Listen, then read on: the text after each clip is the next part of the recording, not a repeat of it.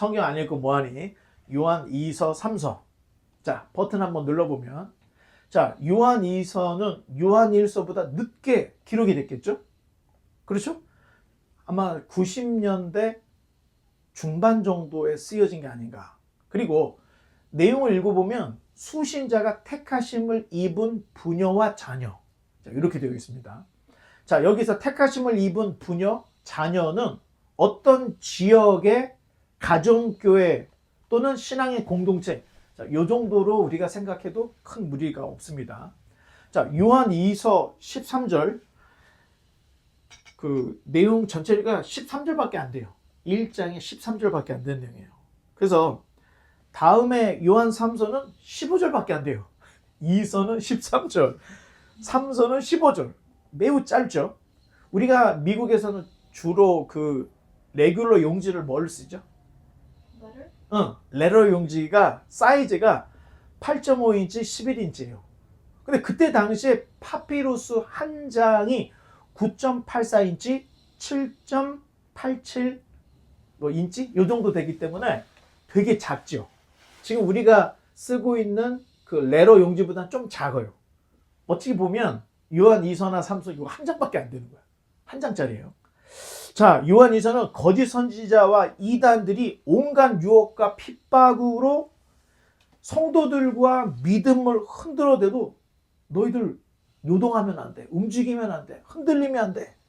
진리 안에서 행하고 있는 모든 성도들에게 너희가 이길 때의 그 기쁨, 또 너희가 이기기를 원한다고 하는 격려, 이런 내용이 2서 3서에 다 들어있습니다. 특히 요한 2서, 지금 우리가 살펴보고 있는 요한 2서에서 요한이 당시 예수 그리스도가 육체로 오신 것을 부인하던 영지주의, 케린투스파라고 하는 이 영지주의를 적그리스도로 정죄를 하고 있어요. 사실 우리가 볼 때 뭐 그게 뭐 얼마나 대단해? 그때 당시에는 베드로가 야 이게 땅값 한 게 다냐? 그래서 네 답니다. 그랬으면은 아나니아 삽비라 베드로 앞에서 그냥 죽잖아요. 당시에 교회에서의 어떤 정죄 또는 치리를 하면 그 즉시 그 사건들이 일어났던 거예요. 그래서 내가 예수 그리스도의 이름으로 누구누구를 사탄에게 버리노라. 그럼 그 사람이 며칠 못 가서 죽었다는 이런 기록들이 전해져요. 자, 사도 요한이 케린투스, 이 영주주의자들을 적그리스도로 정죄를 해요. 그리고 요한 사도가 내가 곧 방문할 것이다. 방문 계획. 그리고 나를 맞을 준비하라. 이런 내용이 요한 2서 전체의 내용입니다. 넘겨보면 한 장밖에 되지 않습니다. 한 장밖에 되지 않아요.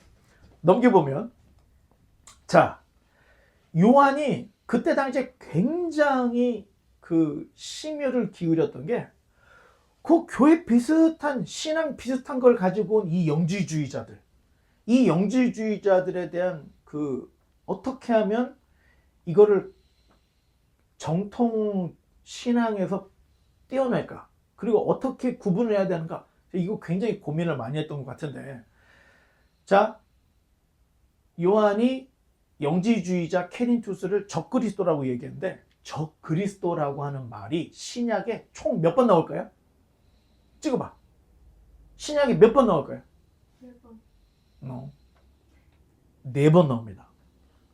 4번 나오는데 모두 요한 서신에만 나오는 내용이에요. 그러니까 적그리스도라 할 때는 사도 요한이 교회의 잘못된 사상이나 신앙이나 교리를 퍼뜨리는 자들을 적그리스도라 이렇게 정죄를 했던 건데, 자, 버튼 한번 눌러보면 요한 1서 지난 시간에 했죠. 2장 18절에 뭐라고 써있냐면 한번 읽어보겠습니다. 시작. 아이들아 이것이 마지막 때라.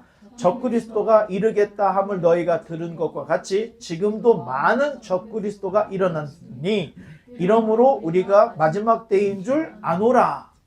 마지막 때라는 말이 그때로부터 지금까지 항상 마지막 때, 말세 지말이란 세상의 종말의 시대다, 뭐 이런 얘기가 계속 있었던 거예요. 다음 요한 1서 2장 22절 시작. 거짓말하는 자가 누구뇨? 예수께서 그리스도임을 부인하는 자가 아니뇨? 아버지와 아들을 부인하는 그가 적그리스도니. 자, 2번 얘기했죠. 요한일서 4장 3절에 또 나옵니다. 시작. 예수를 시인하지 아니하는 영마다 하나님께 속한 것이 아니니 이것이 곧 적그리스도의 영이니라. 오리라 한 말을 너희가 들었거니와 이제 벌써 세상에 있느니라. 자, 3번 나왔죠. 그리고 오늘 본문 요한 2서 1장 7절 시작. 미혹하는 자가 많이 세상에 나왔나니 이는 예수 그리스도께서 육체로 임하심을 부인하는 자라. 이것이 미혹하는 자요 적그리스도니. 자, 그때 당시의 사상 중에 기독교를 논박하고 기독교를 공격하는 이들이 다 똑같이 얘기한다면은 예수님이 육체로 이 땅에 오신 걸 부인하게 하는 거예요. 그래서 우리가 one person, two nature. 예수님에게 one person의 two nature. 2가지 성격이 있다는 얘기했죠. 양성, 2가지 성격. 그게 완전한 하나님, 완전한 신. 그 2개가 공존하시는 유일한 분이다. 우리가 교리 시간에 많이 배웠죠. 자, 그러나 같은 의미의 말을 요한은 적그리스도라고 이야기를 했지만 바울은 불법의 사람 또는 멸망하는 자, 데살로니가 후서 2장에서 이렇게 얘기하고 있습니다. 그러면 스승이신 예수님은 어떻게 말씀하셨는가? 멸망에 가증한 것. 이 멸망에 가증한 것이 어디에 왔어요? 다니엘서에서 가지고 온 거예요. 이미 하나님 또 선지자 사도들은 멸망에 가증한 것, 또 불법의 사람, 적그리스도가 그때로부터 지금까지 계속 활동하고 있다는 것을 얘기하고 있다는 거예요. 주님께서는 자신이 오실 때 세상 끝의 전조로 적그리스도가 출현할 것이라고 경고를 하셨는데 마태복음 24장 여기를 우리가 참고해서 보면 많은 사람이 내 이름으로 이런 얘기를 해요. 많은 사람이 내 이름으로. 그러면 적그리스도 멸망에 이 가증한 사람 또는 이 불법의 사람이 많다는 얘기, 적다는 얘기예요? 많다는 얘기잖아요. 많은 사람이 내 이름으로 온다고 할 때. 그래서 많은 사람이 온다. 그리고 자신을 일컬어 그리스도라 하여 말할 수 있는, 그러니까 자기를 그리스도다 이렇게 말하고 미혹하는 자들이 많이 일어날 것을 예수님께서 말씀하셨어요. 그래서 적그리스도는 예수님 직후 시대부터 아니면 예수님 오기 그 전부터 거짓 사도들이 활동을 했죠. 거짓 선지자들이 활동했죠. 그리고 예수님이 이 땅에 오셨을 때는 적그리스도가 활동을 했죠. 그리고 사도시대에는 거짓 사도들이 활동을 했죠. 이렇게 거짓으로 미혹하는 자들이 오래전부터 계속해서 활동하고 있었다는 것을 예수님이 우리에게 말을 하고 있는 겁니다. 자, 그러면 자, 세계 인구를 따졌을 때 기독교는 20% 안팎입니다. 그런데 그 20% 안에 정통과 이단과 모든 게 다 섞여 있어요. 캐톨릭도 그 안에 들어있고 모든 게. 그렇게 따지면 정통교단, 정통교리를 가지고 있는 사람이 많다는 거예요, 적다는 거예요? 지극히 적어요. 자, 그렇다면 예수님께서 선지자들, 사도들이 경고했던 것을 우리가 굉장히 잃어버리면 안 된다는 거예요. 사실 원래는 그러지 않았거든. 원래는 그러지 않은데 오늘날에는 아니 왜 이렇게 이상한 교회, 이상한 교단들이 많은지 진짜 너무너무 많은 걸 우리가 볼 수가 있습니다. 자, 이런 적그리스도, 거짓 선지자, 거짓 사도들이 더 많이 활동을 한다 할 때는 무슨 생각을 해야 돼요? 예수님께서 오실 때가 굉장히 가까웠구나. 우리가 이런 것들을 알아야 되는 겁니다. 자, 넘겨보면 이제 요한 3서로 넘어가겠습니다. 자, 요한 1서보다 후에 써졌어요. 그러니까 90년 후반 이후로, 그렇죠? 90년 후반 이후로 보면 될 거고, 수신자는 가이오입니다. 자, 이 요한 3서를 쓴 요한은 수신자인 가이오를 사랑한다. 이런 표현을 요한 3서에서 4번이나 쓰고 있어요. 자, 요한 2서와 요한 3서를 같이 놓고 보면, 버튼 하나 눌러보면 각 1절, 요한 2서 1절, 요한 3서 1절에 발신자인 요한 자신을 장로라고 소개하고 수신자들을 참으로 사랑하는 이들이다 하는 유사한 표현들이 있어요. 자, 요한 2서 1장 1절 시작. 장로는 택하심을 입은 부녀와 그의 자녀들에게 편지하노니 내가 참으로 사랑하는 자요 나뿐 아니라 진리를 아는 모든 자도 그리하는 것은 이런 얘기. 그러면 요한 3서 1장 1절 시작. 장로는 사랑하는 가이오 곧 나의 참으로 사랑하는 자에게 편지하노니. 자, 요한 2서하고 요한 3서 비슷하다는 얘기예요. 자기 자신을 요한이 장로라고 이야기를 하고 있죠. 그리고 수신자들을 사랑하는 자라고 이렇게 표현을 하고 있는데 똑같다는 거예요. 그리고 버튼 한번 더 눌러볼까요? 똑같이 2서하고 3서는 4절쯤에서 진리 안에서 행한다 하는 이런 똑같은 표현을 쓰므로 이 두 서신이 같은 저자의 같은 그 서신이구나 하는 것을 내증을 하고 있는데, 자, 요한 2서 4절 한번 읽어보겠습니다. 너희 자녀 중에 우리가 아버지께 받은 계명대로 진리에 행하는 자를 내가 보니 심히 기쁘도다. 진리에 행하는 자에 대한 이야기를 4절에 하고 있죠. 자, 요한 3서 4절 시작. 내가 내 자녀들이 진리 안에서 행한다 함을 듣는 것보다 더 즐거움이 없도다. 똑같아. 형식이 너무 똑같이 평행을 이루고 가고 있죠. 자, 이것으로 볼 때 2서와 3서는 더 이상 이의를 제기할 수 없을 정도로 한 사람에 의해서 쓰여진 것으로 이렇게 생각하면 되고, 전체 내용이 영지주의 이단자들이 극성을 부리고 있을 때 사도 요한은 교회를 방문할 계획을 가지고 있으니까 나를 맞이할 준비하라. 이 둘 다 그런 이야기를 하고, 요한 자신을 맞이할 준비, 이런 문안 편지를 쓰고 있는 걸 볼 수가 있습니다. 자, 넘겨보면, 자, 요한 3서는 넘겨보면, 또 이것도 일정밖에 되지 않습니다. 또 넘겨보면, 자, 요한 3서는 하나 더 눌러보면, 자, 두 사람을 등장해요. 데메드리오, 디오드렙에 두 사람이 등장을 합니다. 누가 더 잘생겼죠? 자, 당시에는 오늘날의 교회 목회자와 같은 목사들이 많지가 않았던 시대입니다. 그래서 사역자들이 성도들에게 개인적으로 대접을 받지 않으면 사역이 어려웠던 시대예요. 그때 당시에 수은의 전도자들이 있어. 뭐 보따리 하나 들고 다니면서 똑똑똑, 아 여기 교회입니까? 하면서 주님께서 보내서 왔습니다 하면서 그냥 전도를 해. 복음을 전해. 이런 수은의 설교자들이 굉장히 많았던 시대였던 거예요. 그때 당시에 신학교가 없었잖아. 그러니까 공인된 신학교도 없고 공인된 사역자가 없던 시대예요. 그러니까 잘못하면 아주 지극히 못된 녀석이 들어와서 이단 사설을 실컷 퍼뜨리고 갈 수가 있던 시대였고, 정통 복음을 전하는 설교자, 사역자들이 있던 거예요. 그 중에 하나가 아볼로. 자, 이런 그 순회 설교자들이 굉장히 있었는데, 자, 순회 설교자들이 우리 교회에 왔어. 그 우리 교회에 설교를 했어.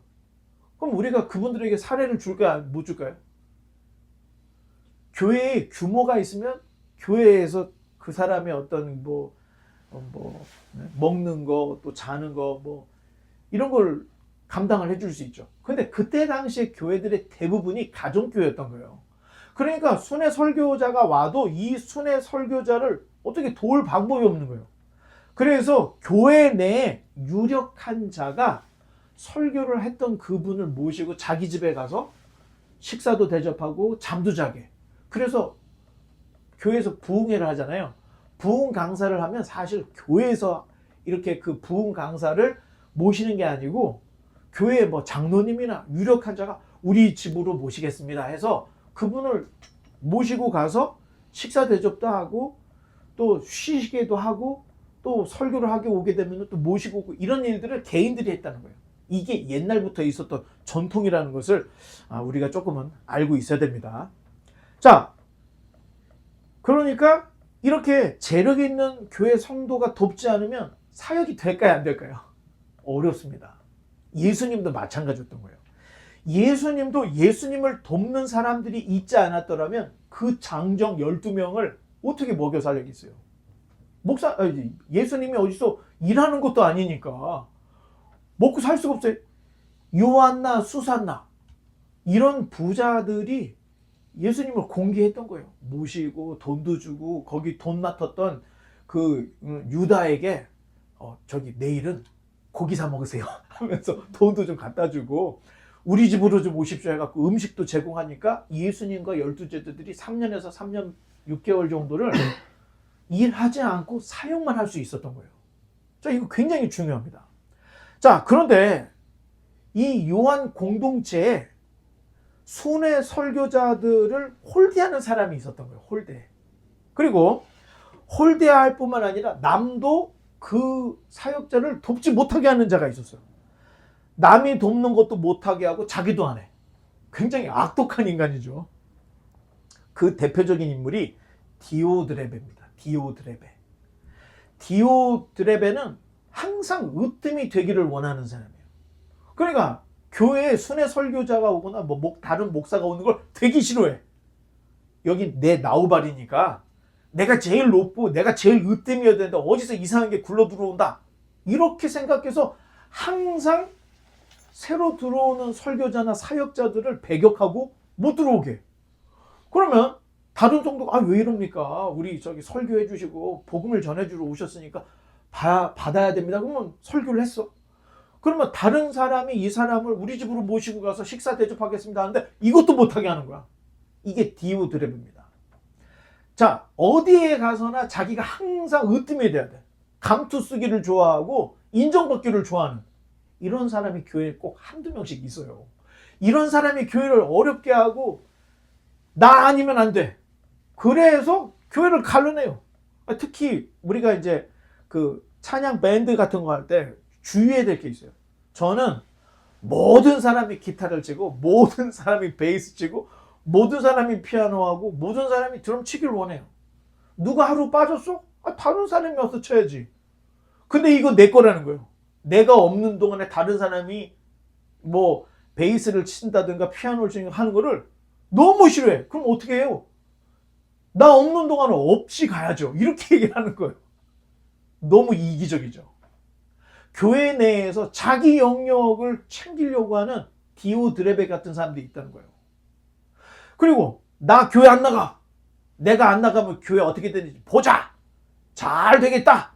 이런 사람이 있어. 사실 그런 사람 빠져도 교회는 잘 굴러갑니다. 근데 꼭 그런 마음을 갖고 있는 사람이 있어. 이런 사람들에게 요한이 무슨 얘기를 하냐면 리더십보다 더 중요한 게 뭔 줄 아냐? 이게 멤버십이야. 펠로우십도 없고 멤버십이 없는 자들에게는 리더십이 쓸모가 없는 거야. 기억하세요? 펠로우십과 리더십이 있을 때 리더십이라는 게 빛을 발하는 거지. 펠로우십도 없어. 멤버십도 없어. 리더십만 있는 거야. 자, 이런 교회들은 성장을 못할 뿐만 아니라 오히려 상처를 받게 됩니다. 자, 이 요한 3서에서 그리스도의 사랑에 실패한 경우의 모델을 디오드레베, 그리고 그리스도의 사랑이 성공한 경우를 데메드리오, 이렇게 이름을 주고 있는데, 당시 공동체 상황 속에서 성도의 바른 행위를 보여주는데, 여러분 디오드레베를 따라가야 되겠어요? 데메드리오를 가야 되겠어요? 우리 모두가 데메드리오가 되면, 여러분 우리 그런 얘기를 하잖아요. 제가 어렸을 때 봤던 TV에 손을 굽힐 수가 없는 거야. 손을 굽힐 수가 없는데 천국에 갔더니 빵이 있는데 이 빵을 내가 손이 안 굽히려니까 내 거는 내가 못 먹으니까 잡아서 남을 주더라고. 그러니까 서로 다 남에게 주니까 배가 부르게 먹는 거야. 그런데 지옥에 갔더니 이게 자기가 못 먹으니까 남의 걸 뺏어 먹으려고 하니까 완전히 막 빵 떨어지고 막 이렇게 얘기를 하는데, 여러분 교회가 그렇다는 거예요. 내가 내 거 먹는 게 아니고 내가 상대방을 다 같이 채워주면 다 만족하겠죠. 그런데 성장하지 못한 초보 교회들은 자기만 생각하는 거예요. 리더십만 있는 거예요. 펠로우십도 없고 멤버십도 없어. 자, 여러분들이 이런 것들을 잘 생각해서 앞으로 우리 교회에는 이 디오드레베가 아니라 데메드리오 같은 사람만 많아서 서로가 서로를 챙겨주고 먹여줄 수 있는, 자, 그런 자들에게, 데메드리오 같은 자들에게 요한이 하는 소리가 있습니다. 내 영혼이 잘 되고 범사가 잘 되고 강건하기를 내가 간구하노라. 넘겨보면 요한 2서와 요한 3서는 초대교회 시대의 편지 양식에 따라서 그대로 쓰여진 게 확실해요. 자, 그때 당시에 이런 편지들이 우리에게 전해 내려오는 편지들이 간혹 발견이 되는 게 있어요. 이 배를 리드하는 한 선장, 이레니우스라는 선장이 자기 동생 이 아폴리나리우스에게 쓴 파피루스 편지가 발굴이 된 게 있는데 내용이 요한 2서, 요한 3서 너무 똑같아. 자, 문안 인사로 시작하죠. 그리고 용건을 얘기하죠. 맨 마지막에 문안 인사죠. 자, 우리 편지 쓸 때 이렇게 써야 안 써요? 우리도 이렇게 쓰죠. 자, 이게 그대로부터 우리 그 선조들이 우리에게 물려준 이 편지 형식이에요. 요 내용이 요한 2서, 요한 3서에도 그대로 들어 있습니다. 자, 이제 말씀의 결론 맺겠습니다. 자, 오늘날 이단들이 대단히 정교해지고 있습니다. 그냥 딱 보면 이게 이단인지 아닌지 몰라요. 굉장히 정교해져요. 확실한 진리를 마음에 새기지 않으면 언제 누가 나를 휘둘려서 이단으로 데려갈지 모르는 이런 시대, 혼탁하고 혼미하고 혼동스러운 시대를 살고 있습니다. 그러면 왜 이렇게 이단들이 많은가?